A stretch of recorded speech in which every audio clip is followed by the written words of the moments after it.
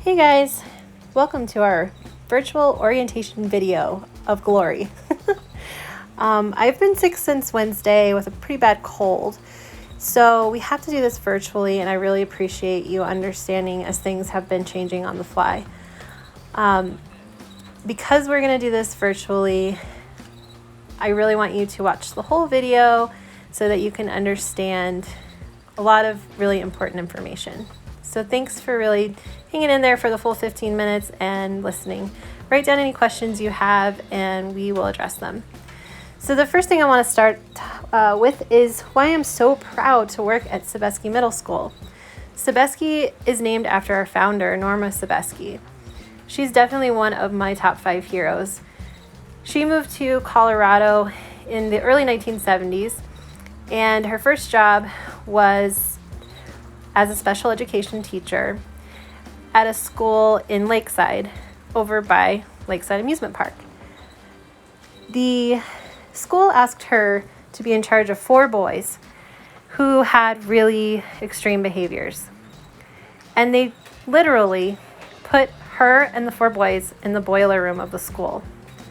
This isn't unheard of. A lot of times kids, unfortunately, in reality, get put in rooms in the back of the school when schools just don't know how to reach those kids.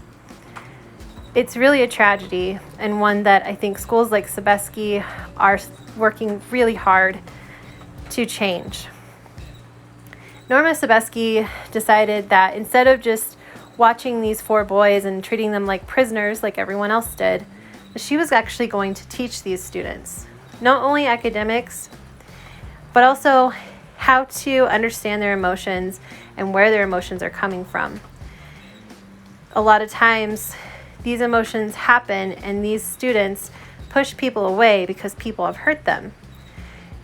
She always said that people just need love, hope, and coping skills to learn how to deal with their emotions.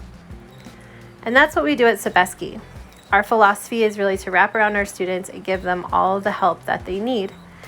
So Norma took these ideas and she created Sebesky Academy as a way to specifically work with students who may have been through some hard times in their life, to be able to help them learn how to heal and how to empower them to become strong learners and citizens and get back to their neighborhood school or whichever general education setting is right for them. She also said something that I take very seriously, and that is that there's no such thing as a bad kid. They're just kids that are misunderstood. I always promise to never push students away, even when they're pushing me away. We're going to have challenging days, but that's okay because we are here to help you. So you're really lucky to be at Sebesky, and I personally think you're really lucky to be in my awesome homeroom. So without further ado, let's get on to some other details. So after you watch this video, a really big thing I need you to do is go to the 2020 orientation schedule sign up that I linked for you today.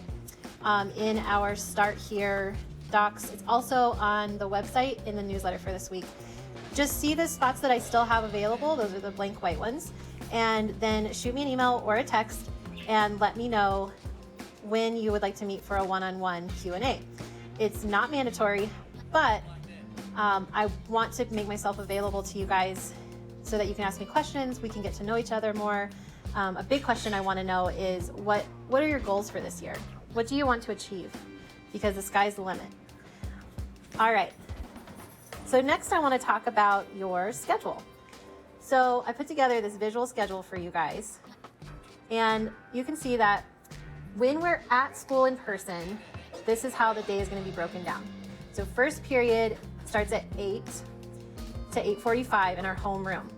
I'm going to have students line up outside of our door that's by the playground so that you guys don't have to stand with the big, massive middle school and high schoolers, and we can get you in really quick. So I'll have my own thermometer and my own station set up, and I will come out front on the first day on September 8th and show you where I want you to line up.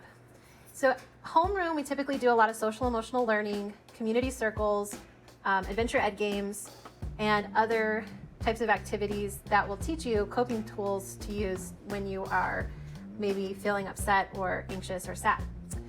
Then second period will be language arts on Monday and Tuesday, and it will be math on Wednesday and Thursday. In between second and third period, I have a scheduled 15-minute brain and mask break. I think it's really important that we take our masks off every now and then and get some fresh air. So as much as possible, weather permitting, we'll go outside and take a brain break and take our masks off and get our energy out. And then third period will be a continuation. We'll have language arts on Monday and Tuesday, and then math on Wednesday, Thursday. Fourth hour will be for social studies on Monday, Tuesday, and science on Wednesday, Thursday. And then we will have lunch recess, so another break in the day. And when you are outside on recess, you can take your mask off. Yay, and of course while you're eating. This year, kids are gonna have little cards that I'm gonna keep and hand out every day to scan in the lunchroom so that you don't have to touch the push pad for putting in your number. And then you will get your lunch and then come eat in my classroom. And then we'll go outside for recess once everybody has eaten and thrown away their trash and cleaned up. Then we have checkup, and at checkup, I like to do a lot of games, circles, conversations, and just check on you, see how you're doing for the day. Sometimes we do mindfulness and things like that. Fifth hour will be an extension of what we were doing in fourth hour, which is social studies on Monday, Tuesday, and then science on Wednesday, Thursday. And then checkout is where we will look at our goal sheets and kind of check our goals for the day. And then we will have a closing circle. Typically, we'll talk about things that we were grateful for or something positive that we got out of the day. Guys, so we just went over the in-person hybrid schedule. Let's talk about what you're gonna do on your remote days. So on your remote days, I want you to kind of keep to the same schedule. That way it becomes a routine for you and you get your work done and don't get behind. First thing I would say is definitely set up a space in your house where you can focus and study and not get distracted. Parents, if you could really help support that, that would be wonderful. A really helpful thing is just to have headphones on so you block out things that could distract you. The next thing is that you will have your assignments posted to our Google Classroom, and please let me know if you have questions about that. Kids will go to school twice a week and they will stay home 3 times a week. All of this is available on my class website, and you received a link to that, and it's also in Google Classroom as the first resource this week. And I will keep emailing it out until everybody has that. But really spend some time on our class website. That's going to be really helpful. And then do not hesitate to ask questions. So in addition to having work online for our class, which you will have all of your core content classes with me, you also have one elective, and the elective will be completely online. Half of you are in PE and half of you are in a reading class. So you will have, those teachers will reach out to you about that, okay? So if I can help you with that piece, let me know. Yeah, so that's what online electives and online expectations look like. No school on Fridays, all schoolwork is due by Sunday at midnight. And that's just really to set up some buffers for you guys in case you need extra time. But you will learn that just as I'm asking you to be flexible with me, I can be very flexible with you guys. So just let me know if you ever need extra time. I am more than happy if you have a plan or a reason why that makes sense. I am so happy to give you as much time as you need, as much as I can. Thank you. All right, let's talk about some really important procedures. You have to wear a mask. Nobody really loves it, but there's some pretty awesome masks out there. And I'm gonna take our mask policy extremely seriously. If you can't wear your mask, we will have to call home and have you picked up. Of course, we'll try to work with it for a little bit, but if you refuse to wear your mask, you're gonna have to go home. If you just need a little bit of a break, I will try my best to accommodate you. But we have to use social distancing, and we have to wear masks. If you forget your mask, or you sneeze in your mask, or it gets dirty, we are gonna have a reusable one that you can have and wash, or we will also have the disposable ones as backups. So parents, if your student has any of the COVID symptoms, such as a runny nose, fever, or a cough, they will have to go home for that day. And if they have a fever over 100.4, they will have to go home for that day. So your student will be taken to a health room, and then you will be notified to come pick up your student. And again, I just really want to say masks have to be on in the classrooms, in the hallways, during lunch, in the office. The only time we can take our masks off is when we are outside in the fresh air.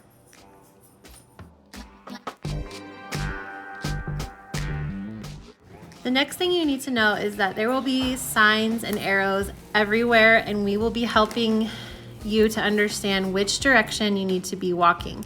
This is so we can help promote social distancing. Also, when you walk into my classroom, our classroom, there will be a sanitation station that you will need to use upon entering, and then throughout the day we'll make sure to keep our hands really clean. We will also have times throughout the day where we stop and wash our desks. Either myself or the para will take care of that. And now for something a little silly, because this is getting really serious. Like that. But first, drop the bass.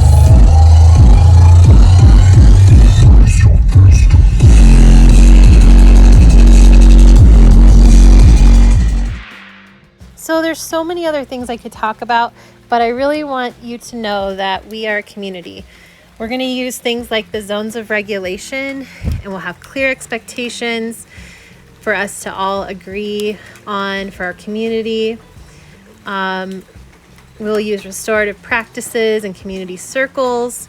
We have PBS tickets where you can buy lots of cool things with them. We have so many cool things to learn about. We're going to read about zombies, and we're going to learn survival skills. We are going to learn about exponents and PEMDAS and geometry, and we're going to learn about the Western Hemisphere, from the ancient Maya, Aztec, and Inca to the conquistadors. We are going to learn about the election as we go through that process, which is going to be really cool. So we have so many awesome things to look forward to, and I can't wait to learn with you guys. I bring in a lot of experts from the community. And the last thing I will leave you with is please remember to have grace and patience with me. We're building an airplane in mid-flight, and I like to be very thoughtful about things. So please know that I am working really hard in the background. Sometimes I'm staying up till 2 o'clock in the morning to really make these experiences work out. It takes a lot on my end to build things in the digital setting so that they can make sense. But anytime something doesn't make sense, please just ask me for clarification and know that I am really trying my best. And we'll build this structure together. So please, after watching this, if you would write down any questions you have, email me with a time slot that works for you, and we will set up a virtual meeting. I cannot meet in person because I am getting over cold, and I want to follow protocol and make sure everybody's safe. So with that, I bid you adieu, and I cannot wait to work with you guys this year. We are a community of learners, both your parents or guardians, you, my wonderful students, me, my para, the therapists, and all the other staff members in our building. Welcome to Sobeski, and welcome to our awesome homeroom.